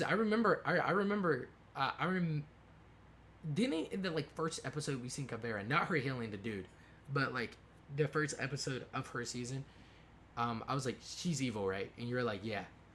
I think that's because I was conditioned to believe that. You know what I'm saying? I was conditioned to see like traits for an extremist that's aligning themselves with it probably didn't help that like in season 3, anytime she showed up, I would point at her and be like, Kavera, my queen. Yeah, it probably didn't help, but that's my theory. Doing, or is actually an improvement over what they were trying to create in the world. That sounds intentional, but considering that their actions end up also having positive effects on the world puts that assumption into question. After Amon is dealt with, Republic City shows a shift in government to better accommodate non-benders. No, they can't have dreads, they can't have cornrows. That's an African American thing. I think right, we're an Asian culture. Yep. After Unalaq and that stupid dark avatar are vanquished, humanity ends up having to share the earth with the spirits anyway, and it's often said that the world is better off for it. Zaire doesn't have a positive effect on the world. His anarchy does what anarchy always does and creates a power vacuum for a tyrant, and it turns out to be the heir to the throne who decides to implement a democratic system, not out of any genuine belief in freedom and voting, but because he doesn't believe he's capable of running a nation. All three of these antagonists seem to stumble into positive... Go ahead. You got this one. You love that, King. That's my boss inside King. Okay, first of all, the argument before he even says that we're declaring them all free to run their own state, he literally says, don't think of this as me as running away. I just genuinely think it would be better if they can run themselves. Because he's like, maybe they should get to decide their own leaders for once. He states that he's not running away, but because he does feel like, because Mako influenced him. Like, since the beginning, Mako's been a good influence on the king, to the point where when he finally has all the qualities of a king, he realizes, hey, although I can be a king, maybe it's time there is no king. Which then I complained, because I was like, no, you had the skills for a king, why the fuck would you make them all states? And then Bottom was like, democracy's good, and I'm like, fuck democracy. Yeah, I love me some democracy. I do jumping jacks. Because out of all the places, the kingdom is one place that shouldn't get it. Whoa, that came out wrong. Their kingdom positive solutions to real problems not stable enough to be released into democracy, especially because they just came out of anarchy. Okay. You just said that place though. Okay, man. Sounds anti-American. What's the lesson supposed to be here? What did Amon want? Equality I'm for a proud all. Helldiver. Unalaq, he brought back the spirits, and Zahir believed in freedom. I guess. The problem was, those guys were totally out of balance, and they took their ideologies too far. Wait, that's the lesson the viewer's supposed to take from this? Are you sure about that? Because all these problems were completely unresolved and getting progressively worse until these three stepped in to jumpstart a... Okay, it turns out I was wrong because the show spelled it out. You know, I could say this is because Toph wouldn't know the deeper innings of these characters' goals. Like, she wouldn't know what we know as a viewer. But... a progressive shift. The Legend of Korra wants to position itself as anti-extremist. That's what the show thinks it is. In practice, however, The Legend of Korra is heavily advocating in favor of extremism because that's the only thing that seems to ever get anything done. It wasn't until someone started making a I feel like you already know what I'm about to say about this, right? I'm scared for both of her careers. Let's unpause. Look, no. All I'm saying is Malcolm X is right. Shit did not get done with MLK. That peaceful protest shit does not fucking work. It never worked in history. If you want to get shit done, you gotta be loud. You gotta destroy shit. That's the only way of doing it. Peaceful protest was a lie that was pushed by people in control to make you docile. In any stage of history, how we got shit done was via violence. Why didn't we peaceful protest when we were during the American Revolution? fuck ton of noise and causing trouble that Republic City was forced to change. It wasn't until someone forced the spirit portals open that humanity became more in touch with the spirits at all. It wasn't until someone killed the Earth Queen that the Earth Queen stopped. Except Gandhi. But I think his goal wasn't fully realized. So. Being a total bitch. Worst off, this scene with Toph commits the mortal sin of storytelling and tries to retcon the motivations of the three villains to scrub away all their real motivations. The writers backed themselves so far into a corner that the only way they could push this extremism bad narrative was to lie and hope nobody's smart enough to remember the previous seasons. This weird hodgepodge of contradictory motivations and accidental progress proved to be so confusing that by the final season, the writers pretty much gave up on the idea of covering more mature subject matter, and season 4's villain is just a generic dictator. But apparently the writers thought that was too subtle, so we have to talk about re-education camps and manufacturing weapons of mass destruction. And just in case you still didn't get that she might be evil, let's work in the Darth Vader force choke just so you really know she's evil. All we're missing is a pathological hatred of foreigners and rhetoric about making the Earth Kingdom great again, and we'll officially have Nazis in Avatar. Kuvira is the only antagonist that doesn't affect any kind of positive change. She wasn't a Nazi. Yes, she sent people of different cultures to re-education camps. She said we're getting steps closer to a Nazi. She didn't call Kuvira a Nazi, but she was like, Kuvira was inching close to one. Oh, because I consider Kuvira a Nazi. Okay, never mind. She's also the most enjoyable. She's got a simple goal: unite the scattered Earth Kingdom into a strong empire. And while she's willing to use force, she tends to prefer for negotiation wherever possible. There are more actual conversations with Kuvira than there are any of the real antagonists you were supposed to take seriously. You remember the problem with Amon and how the supposed oppression against non-benders is talked about a lot but never shown? That happens again with Kuvira, but in reverse, where a lot of the main characters, especially Opal, are constantly talking about all the cliche dictator things she's doing. But because the most you ever see are a few shots of Kuvira looking slightly sinister, crushing a royal medal, and be completely done with this one governor's shit, it all rings hollow. Because Kuvira has such a vastly different approach in her design compared to the previous antagonists, I honestly thought that for a while the writers were preparing a bait and switch. Kuvira was initially tasked with reuniting the Earth Kingdom after it had fallen into disarray, but at first they'd asked Suyin to do the job, and she refused because she's not interested in imposing her ideals on an entire nation, which is the dumbest fucking reason in the world to not quell civil unrest. She says that marching into Ba Sing Se with an army is pretty much asking for trouble, but I'm pretty sure she'd be able to approach reuniting a country that's falling apart in a far more delicate manner than this. The sad part is that Suyin was last seen ranting about how outdated the concept of a monarchy is, and this is her opportunity to propose something more inclusive for the people. But she doesn't take it for seemingly no reason. Well, Suyin's explanation that would go against her ideology of imposing her ideals. If she took it and then talked bad about monarchism, she would be doing the thing she's afraid of doing. Although I do call Suyin stupid for not doing it, I do it because I'm mad that her actions directly led to a dictator. Technically, if you do what she's suggesting, she's going against Suyin's character archetype. Unless I've used those words wrong. Absolute. Character personality? Is that what you meant? Yeah. Her character morals? Her core themes?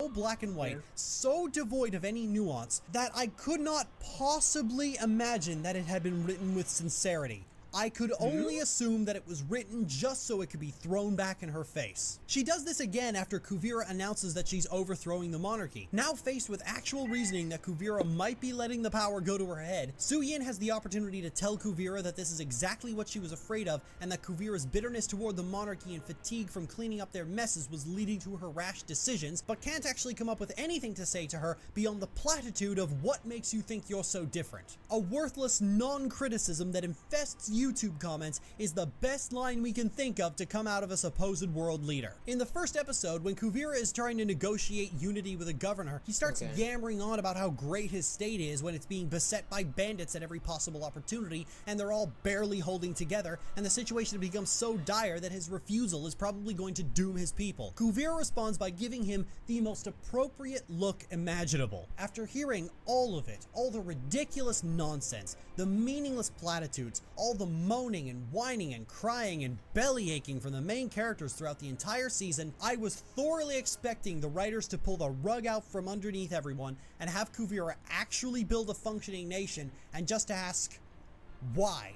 Why is the Avatar so fucking incompetent that she's getting her ass kicked at every turn, to the point that a complete lunatic was able to destabilize the Earth Kingdom? A lunatic that, by his own admission, didn't expect such anarchy to create a power vacuum, despite the fact that it's common knowledge that anarchy always creates a power vacuum. But it wasn't common knowledge. They're the first people to invent anarchism. Like, I'm sorry. I burst out because I just think that's a stupid argument that, oh, they know this. It's like, no, they don't. They invented anarchism. They don't have outside knowledge. And most respected figure in the world think it wasn't possible to reunite a broken country. He was not arguing that his state is great. He was arguing that Cabrera is a dictator and he doesn't want to bend the knee to a dictator. Which is something that she's complaining about. Oh, that was a whole fucking lie then. That's crazy. Yeah. Padding the video count, maybe? Without being seen as Hitler. Why did everyone who wanted the Earth Kingdom to be reunited suddenly start bitching and moaning when it was actually being done, while the Avatar was on the lam fighting boxing matches and playing in the mud with Toph? But if you were like me and were I wasn't playing in the mud. The nigga had PTSD. Thinking that maybe the writers were about to address all the problems with the show thus far, you get to eat shit. Because instead what we actually got was metal-bending Ozai getting into a giant robot to try and take Republic City after echoing the Earth Queen's sentiments about the United Republic being Earth Kingdom territory. And the reason you didn't see her doing any of the horrible shit people claim she was doing was for the same reason you didn't see non-benders being oppressed. Fucking laziness, because it sounds like a dictator, and that's all we need. Well, we didn't see education camps, but we've seen hints of the education camps with Virik and Bolin, because they meet people who escaped the camps. Or am I wrong there? No, you're right. They did meet people to escape the camps. That was their whole arc, and they were given a multiple arc. And we see the evil dictator shit she does by the whole Bolin and Virik thing. Holy shit, what the fuck are they on about? What are they yammering about? I'm about to have a coughing fit, so I'm mute. Apparently. It's exactly the kind of ending you'd fucking expect from the rest of The Legend of Korra, and yet that somehow still feels disappointing. And suddenly, we realize why Suyin had a sudden attack of stupidity earlier. Because the writers created a story idea so stupid within their own fiction that all of a sudden, the hyper-progressive woman who would normally jump at the opportunity to espouse the virtues of democracy has to develop a sense of doomed paranoia. All this comes down to one massive problem. Doomed paranoia? I don't think that shit is doomed, bro. I don't think that shit is doomed. I think that shit is right. The writers are trying to cover heavy and complicated subject matter that they're not equipped to cover for an audience that isn't equipped to absorb them. It's actually pretty common for fans of Legend of Korra to compare Amon's equalist movement with communism or Marxism, something that would completely baffle you if you have any knowledge whatsoever about communism or Marxism. But because Amon says equality a lot, that triggers the communism senses in the permanently uneducated. That's because Amon was technically better than communism. I'm just saying, communism at its finest would not work to what Amon wanted to do, which was a normal society just without bending. The communism is a whole different rhetoric than just the world continues existing, just no bending exists. Which at the rate it's going, bending will become a second, like a third, what's the word? It's eventually going to become obsolete, and it was already becoming obsolete in Korra. So I don't know how they're going to handle that in freaking with the third Avatar, but like if they do another time skip with technology, he's gonna struggle, and maybe they can go into the whole thing of, well, metal benders can do this and this, like we'll see more parts of it. But I'm gonna be honest, Amon and communism don't compare, because Amon is objectively just better, because it's just a normal society without bending. Okay, that's it. That's it. I'm getting on my nerves. Criminally witless. Or worse still, how the show is very strongly pushing the idea that democracy is the best option, but never once decides to showcase the actual virtues of democracy itself. It's just, it's good because we say so, and all the other options suck because they're not democracy. Which is an ironically fundamentalist view of the concept. I thought it's often said that. Well, I thought it's shown via Republic City. Yeah, I thought it was going to show with the president. How functionally Republic City is, and how there's actual elections. So when they were trying to get the support for the Water Nation Civil War that she loves, Virik said, "Oh, we bat for this guy and his enemy because you don't know who's gonna win." I thought it was shown pretty good, and the president even vibe checked the Avatar multiple times in the show. Yeah, it's saying, "Hey, you can't do that shit." That nigga was elected in. I don't know what the fuck they're on about. Of Korra is aimed for older teenagers, and I believe it because it showcases a teenager's understanding of the socio-political issues it tries in vain to cover. The way it talks about freedom and equality and order and chaos is the kind of nonsensical rhetoric I'd expect to hear out of myself at 14. It's a worthless spit in the face to anyone who expects their intelligence to be respected. And for a series that loves to position itself as the mature alternative to The Last Airbender, the way it presents all of its themes is extremely childish. Extremism. I don't think it positioned itself, because when you say position yourself, that means they have to say, oh, the last Avatar was so immature. They never said that. Like, that was never explicitly said, and that was never hinted at that Aang was immature. This is just a new age. Extremism is bad, except it's the only thing that actually works. Your life will be affected by change, except not really. The key to overcoming trauma is to put yourself in a vulnerable position with the person who fucked you up. It's Domestic abuse is funny. That they keep avoiding talking about the Fire Nation, because they keep bringing about how democracy is the only thing that works, but we see throughout all the Korra that the Fire Nation is still going strong, and they go off democracy. I mean not democracy, they go off feudalism. And then the two chiefs, which although the Civil War was brought up, they both go off the chieftain system, which is not democracy either. And they're doing pretty good for their respective countries, of course. Yeah, for their respect. Like, the only one who had an issue was the Earth Kingdom, but that's because objectively the Earth Kingdom's always gone shit. But that's because it's a big blob of territory, so it's always going to be revolting. It's too much space. You can't really control it. Yeah. The scars of genocide can be healed by praying really hard. Democracy is great, and everything else is an evil virus of Satan. No, we won't explain why. Fuck you. Okay.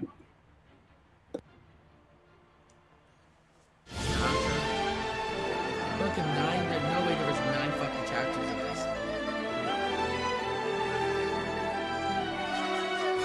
Avatar had 4 chapters. Korra had 4 books.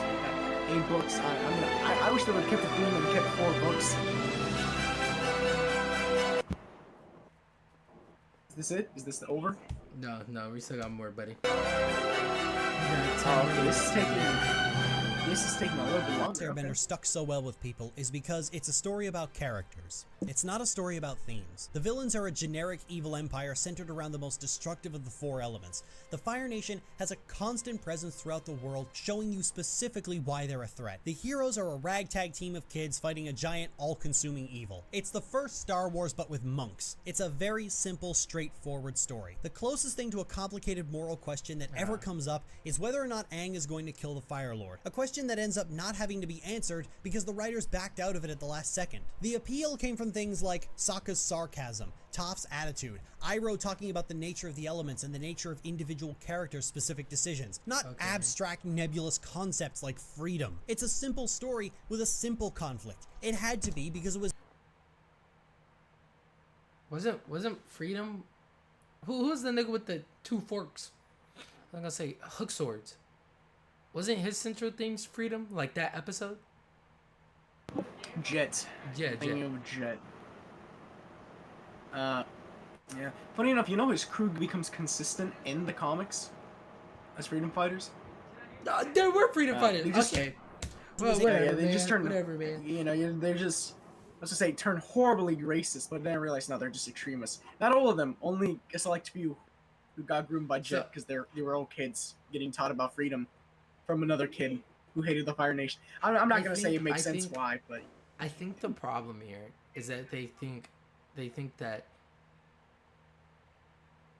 Avatar is better because it spent less time exploring complicated themes, because it would only have like 2-3 episodes to explore complicated themes.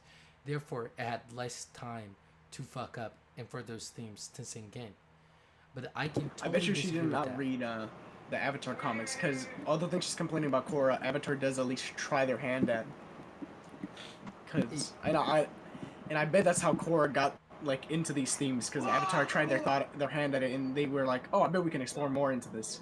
Yeah, and it was explored through Korra a little bit more, and I would say it was done better.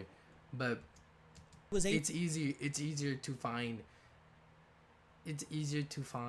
a mistake in a long running show than a mistake in a short running one. Not saying Avatar is a short-running show.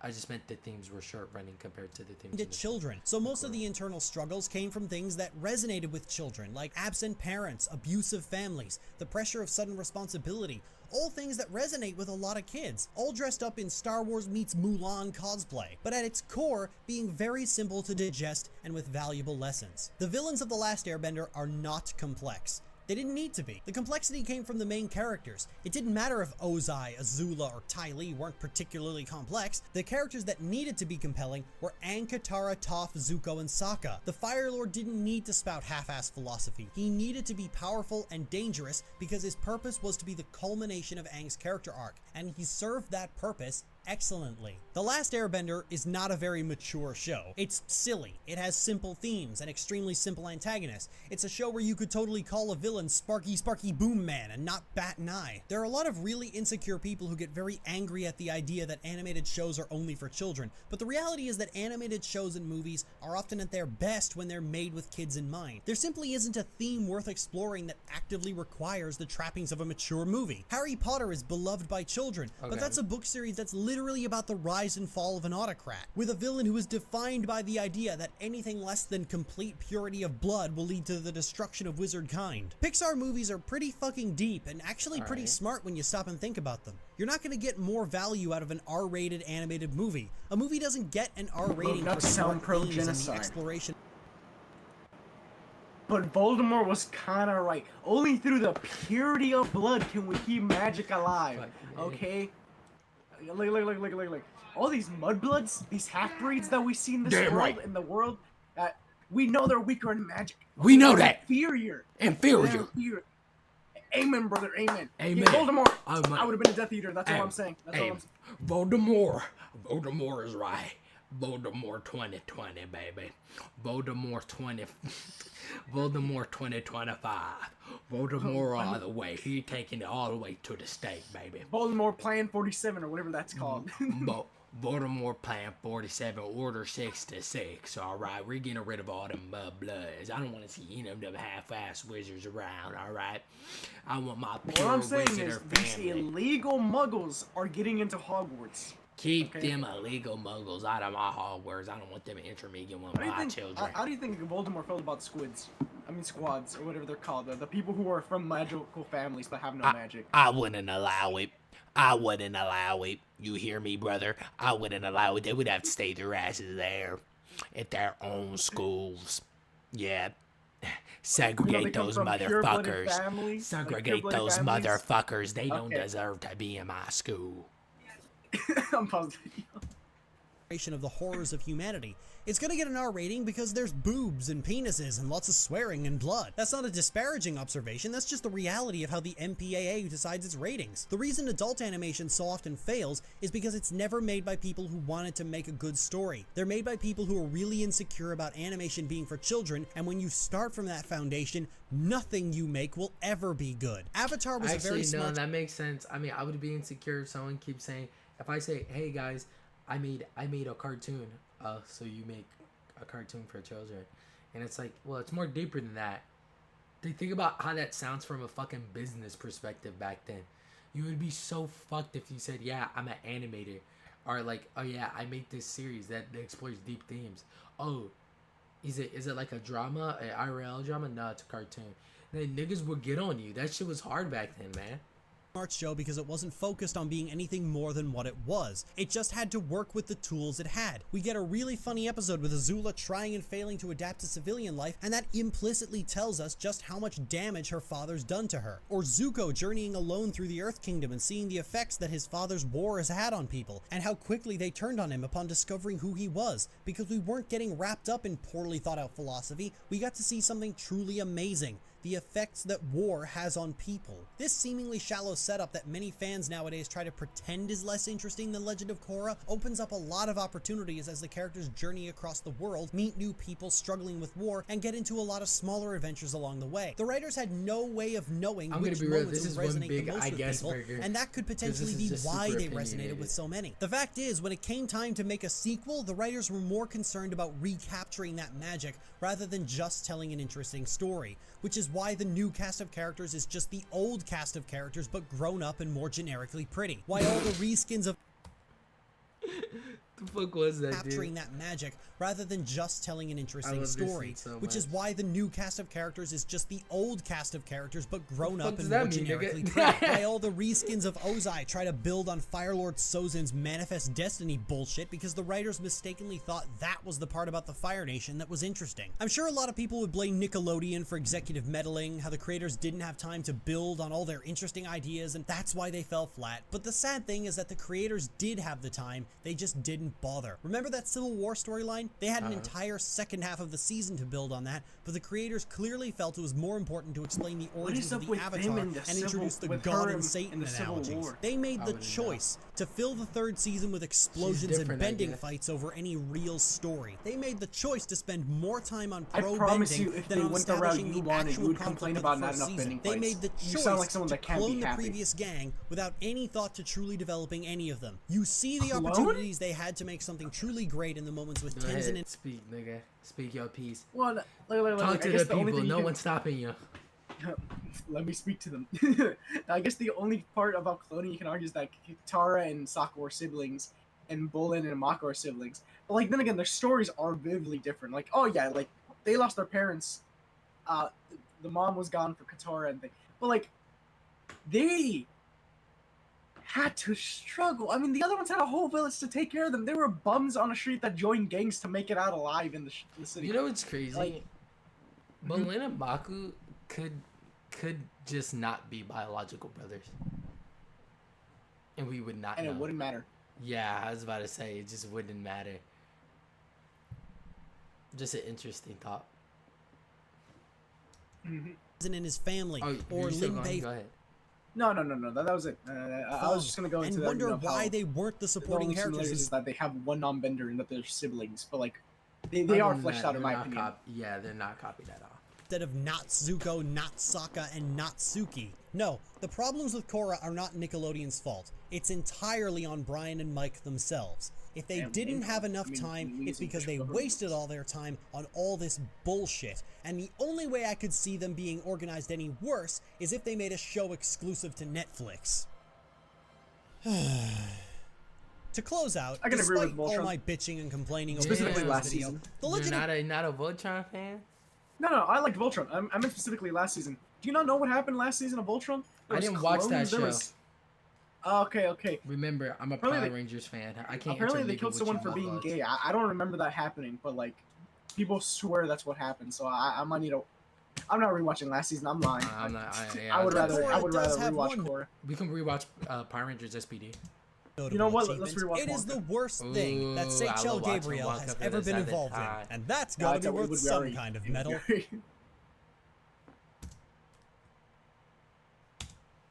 And that's got to be worth some kind of medal. Now?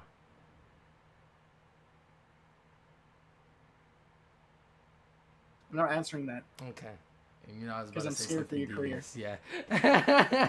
You can say what you like, but this is what really motivated me to go through the torment I've subjected you all to over the last hour. It's a small scene from the first season, and it's only about 10 seconds long. Without yapping, no, we're not. Asami, did you know Korra likes Mako?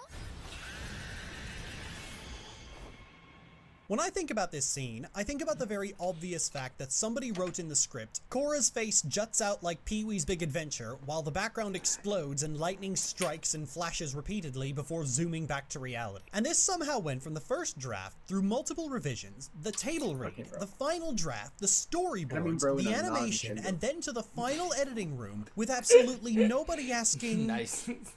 Why? You remember how I said The Legend of Korra is working its hardest to repeat Aang had his own moments like this. Well, The Last Airbender was well known for its silly and goofy faces, because that's the kind of show it is. Because the writers are so desperate to recapture every scrap of magic they can, they went as far as they could to create as many meme faces as possible. And this is one of those attempts taken to its impossible extreme. Out of curiosity, I went and searched Korra face on Google Images, and not only was this not the first result, But the first result was an extremely better and less desperate version of Korra making a surprised oh shit face not 20 seconds later, because the writers are more successful when they stop trying to lick the scraps the previous series has left behind. Maybe you'll be more successful if you stop making... Never mind. Some people will say that Korra wasn't well received. Quickly look up if this the person last has grooming Airbender. allegations. But I firmly believe that Korra wasn't as well received because it tries pretty too sure they hard do. to be the last Airbender. Soft Most or of the hardcore? side characters are children or grandchildren We can't keep of asking the old like that makes a characters. difference. The new I'm gang sorry. is the hot topic-y versions sorry of to the the old grooming gang. squad. The new villains the are the grooming old villains squad? with 10 times more I'm in overt the grooming political themes. squad. All the old Yeah, that stuff, seen. but I was groomed even too, more. guys. Don't or worry. if I I'm could one of snip y'all. some more lines from H-Bomber Guy,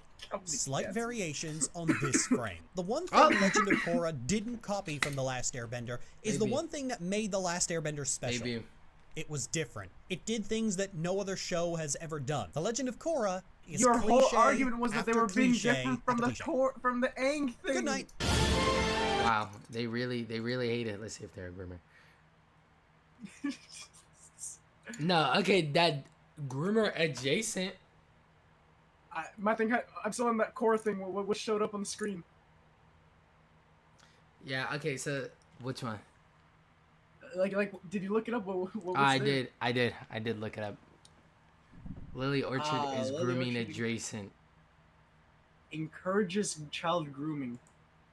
I don't think that's adjacent. I think that is just grooming. No, that's grooming adjacent. It's like if I encourage you to shoot yourself. Lily Orchard, YouTube's biggest creep. Yeah, they have a Her whole audience thing. with testimony. This is what I watch. Whoa, This whoa. is what I watch. I watch this. What one. is this? We can watch this video later if you want. We might child abuse, rape, molest. Whoa! These use strong words. Okay. The video's over, guys. Video's over. Video's over. Videos. Yeah. So Everyone, you should do our don't exit, do you should do our drugs. exit. Yeah. Okay. You might notice this fancy tie I'm wearing. That's because I'm right now doing a fundraiser for cancer. I mean leukemia, which is blood cancer, which is just. Don't get blood bended. Join the Blood Squids today. Don't do drugs. Yep, that's the whole charity is about making fun of people with cancer. It's not. I was just about to press stop recording on that comment. It's not. It's actually not. Please come to our donation page. Look, and guys, we're gonna have the donation page in the description. This is not my video for the blood thing. My video is gonna be characters with cancer. This isn't me. This isn't me either. But it's because I have the tie on and I realized I should probably explain the new avatar and everything. Okay. Whatever you say, copy ass nigga. Even let me finish my shit. Say your intro. Let me outro. Stay gendered, pineapples. Goodbye, strangelings. Don't do drugs.